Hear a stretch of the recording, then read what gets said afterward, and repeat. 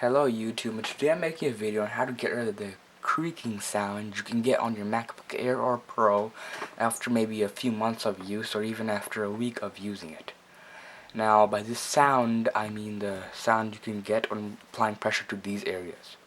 Now you can hear that I'm not getting that sound because I've recently done what I'm going to show you in this video to get rid of it. But really, to some people and me, it can get very annoying. And this is just really a quick fix that can really help you and end this nightmare. Now first off, what you want to do is have a few materials. Now first off, you want to have some kind of lubricant, or in this case ethyl alcohol, or some type of mechanical oil, and a Q-tip also in order to get it in the screws, and some kind of cloth to clean up the excess amount of oil that you put in. Now to start off, you just want to get the Q-tip wet with some of the oil, which I will do right now. And now second step is to put this inside the, well, just on the surface of the screw.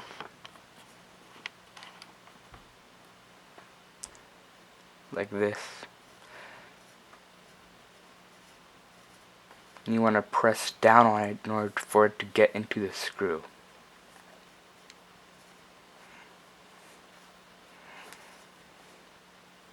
And you just want to keep it like that for a little bit. Then when you think it's gotten into the screw enough, you just clean it off, clean off the surface of it, to get off all the excess that's on it.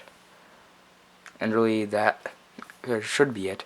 And the only two screws you really have to do this to if you have creaking sounds is these two ones, which are the main culprits since they're the two screws that are on the trackpad and the resting area of your hands.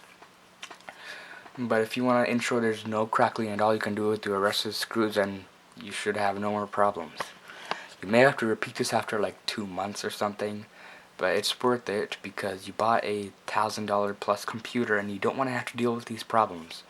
And this has been a quick video on how to get rid of the creaking sound on your MacBook Air or Pro.